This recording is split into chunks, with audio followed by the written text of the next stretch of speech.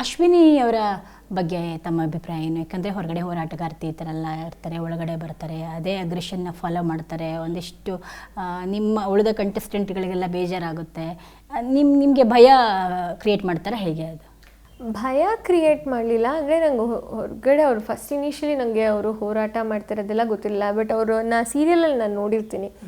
So ಆ ಒಂದು impression ಇರುತ್ತೆ. ಬಟ್ ಹೋಗ್ತಾ ಹೋಗ್ತಾ ಯಾಕೆ ಏನೇ ಆದರೂ ಏಜಲ್ಲಿ ಅವರು ದೊಡ್ಡವರು ಅನ್ನೋದೊಂದು ತಲೆಯಲ್ಲಿರುತ್ತೆ, ಆ ಮೆಚ್ಯೂರಿಟಿ ಇರುತ್ತೆ ಅಂತ. ಕೆಲವು VT ಪ್ಲೇ ಮಾಡ್ತಾರೆ ವೀಕೆಂಡಲ್ಲಿ, ರಕ್ಷಿತಂದು ಆಗಿರ್ಬೋದು, ಇನಿಷಿಯಲ್ ಡೇಸಿಂದನೇ.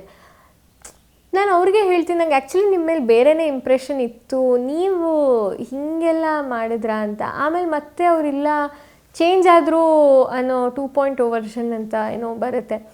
ನಾನು ಗಿಲ್ಲಿ ಕಾವ್ಯ ಮಾತಾಡುವಾಗ ಗಿಲ್ಲಿ ಕಾವ್ಯ ಇಬ್ಬರು ಹೇಳ್ತಾರೆ, ಇಲ್ಲ ಅವ್ರು ಚೇಂಜ್ ಆಗಿರಲ್ಲ, ಅವ್ರು ಚೇಂಜ್ ಆಗಿರಲ್ಲ. ನಂಗೆ ಎಲ್ಲೋ ಆ ಥರ ನಾವು ಯಾಕೆ ಒಂದು ಬ್ಯಾಗೇಜ್ ಇಟ್ಕೊಂಡು ನಾವೇ ಯಾಕೆ ಯೋಚನೆ ಮಾಡಿ, ಮೈಟ್ ಬಿ ಇರ್ಬೋದು, ಜೆನ್ಯೂನಾಗಿ ಟ್ರೈ ಮಾಡಿರ್ಬೋದು ಅಂತ ಅವರಿಬ್ಬರು ಹೇಳಿದ್ದಾರೆ, ನೋಡ್ಕೋ ಅಂತ. ಆ್ಯಂಡ್ ಈ ವಾರ ಆ್ಯಕ್ಚುಲಿ ಅವ್ರು ತುಂಬ ಫ್ಲಿಪ್ ಆದರೂ ಥರನೇ ಅನಿಸ್ತು ನಂಗೆ ಸ್ವಲ್ಪ. ಅವರು 2.0 ಅಂತ ಏನು ಇದ್ದರು ಅದಕ್ಕೆ ಫುಲ್ ಉಲ್ಟಾನೇ ತುಂಬ ಅವರು ಗಿಲ್ಲಿನ ತುಂಬ ಕೆಳಗಿಟ್ಟು ಮಾತಾಡಿದ್ದಾಗಿರ್ಬೋದು.